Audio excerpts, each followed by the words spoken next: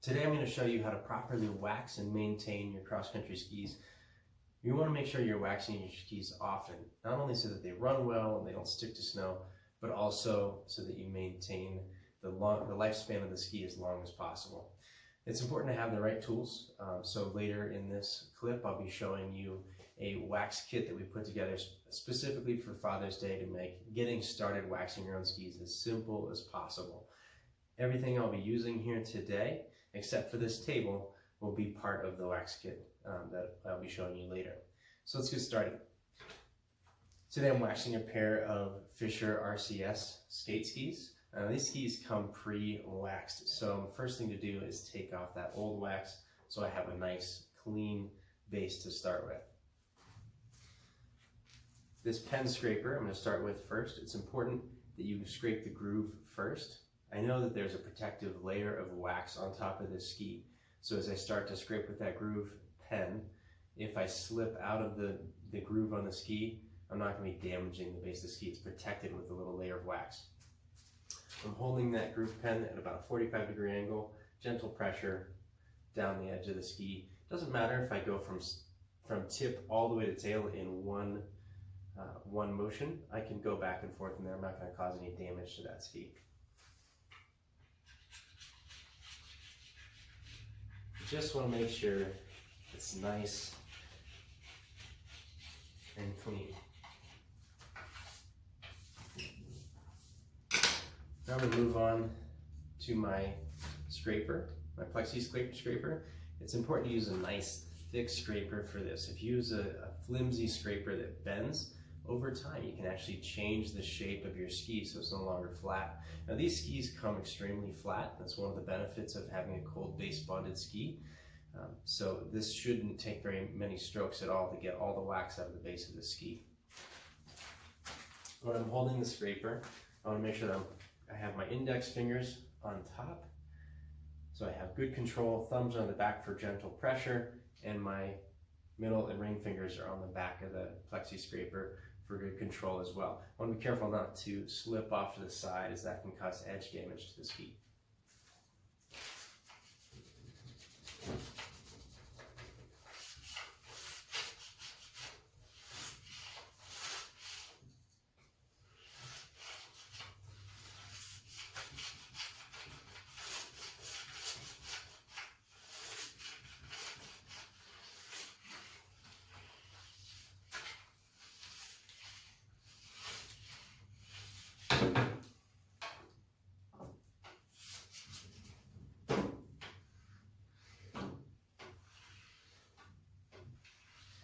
And the final step before I go ski on these, or before I apply the next coat of wax, is to give them a good brisk brush. I want to make sure that all the residual wax that's stuck on top of the ski isn't going to be slowing me down. Feel free to get some good pressure on top of the ski when you're using a brush. You can go back and forth with a nylon brush. If it's a metal brush that you're using, always go one direction, and make sure that you draw an arrow on top of the brush so you always use it in the same direction, always from tip to tail. And you never want to turn that brush around. Essentially, the metal brushes get trained to go one direction. A nylon brush like this one, I can go back and forth. I don't have to worry about causing any damage to the ski.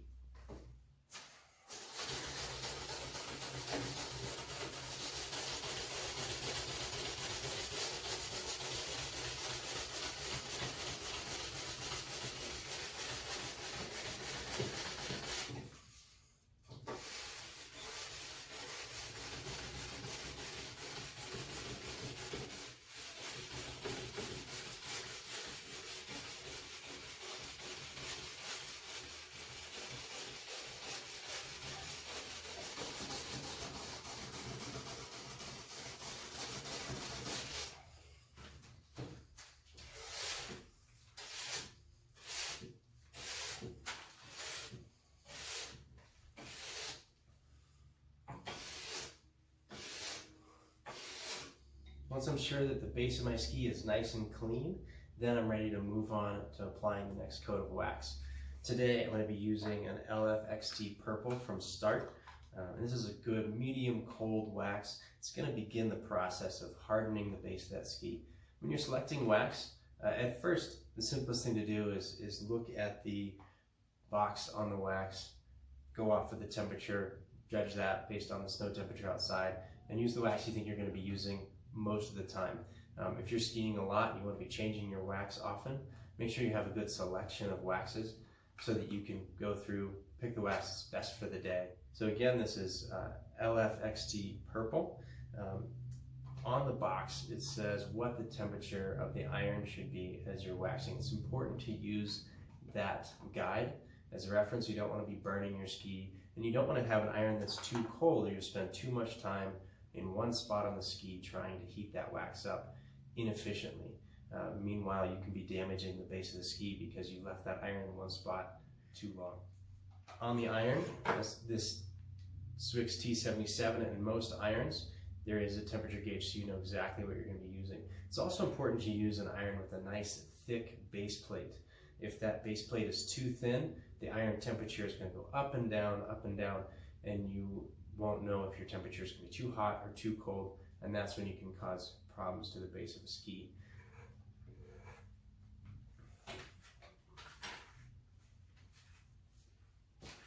To start with, I'm just going to gently touch the wax to the iron,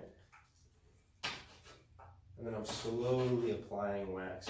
Now some people will apply the wax directly to the base of the ski with the iron. I like to hover my iron over the ski and just rub that wax in. I still want to make sure I'm getting plenty, but this way I know that I'm not touching hot iron directly to the base of a bare ski that doesn't have any wax protecting it.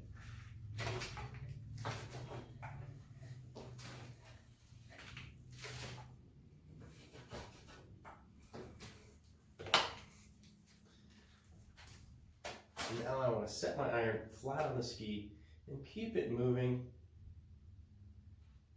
fast enough that I know all that wax is melting.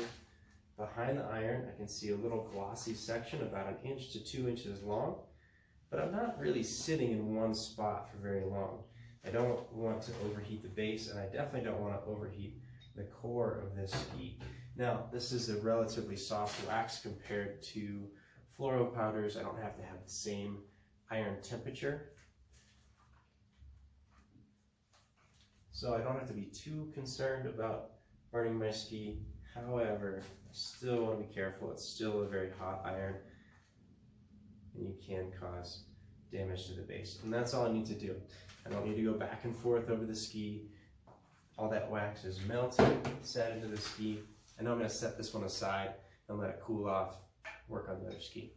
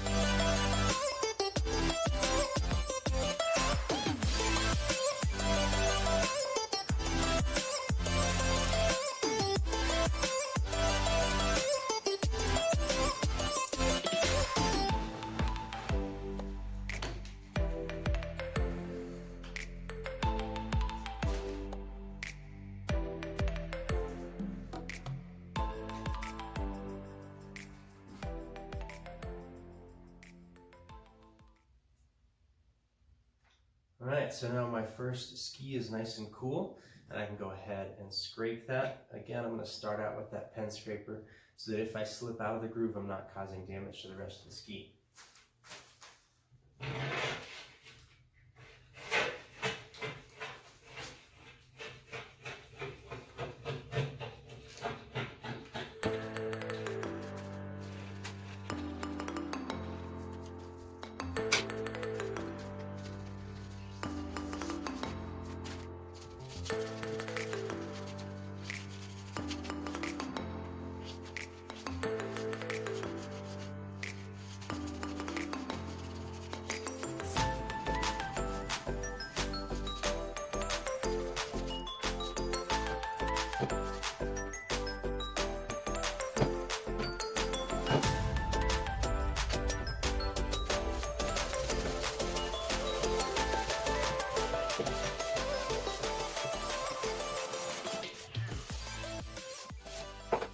Right, since this is my final scrape before I go ski these, I'm actually going to go ahead and scrape the edge of the ski as well.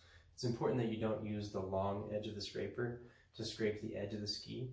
You want to preserve that sharp edge for when you're scraping the base. You're going to turn and use that short edge of the scraper to scrape the edge of the ski. Still maintaining a 45-degree angle on the edge of the ski, and this one does not require much pressure, just gentle pressure to get that edge nice and clean.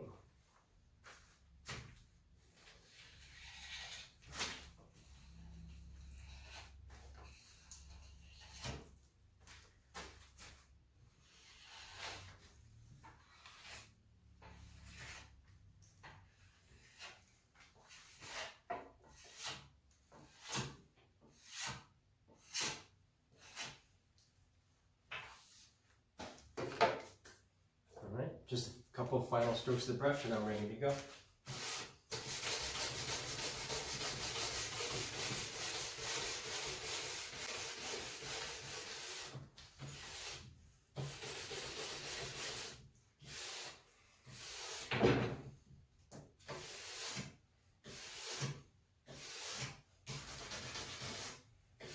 A little pro tip, if you are in a cold environment, you can toss these skis outside. Let them cool off, and as that ski is cooling, the base of the ski will, the pores in the ski will actually shrink and constrict, and wax will be extruded from the base of the ski, and you can go ahead and brush that ski when it's cold, get the remaining portion of the wax that was extruded from the base out of the ski, making it as fast as possible. For Father's Day, we've put together a simple wax kit to help get anyone started waxing their own cross-country skis. Everything from the tuning stand, which is extremely portable, lightweight. This is made by Happy Norwegian. It's a relatively new product. Go anywhere, put it on any table you can find.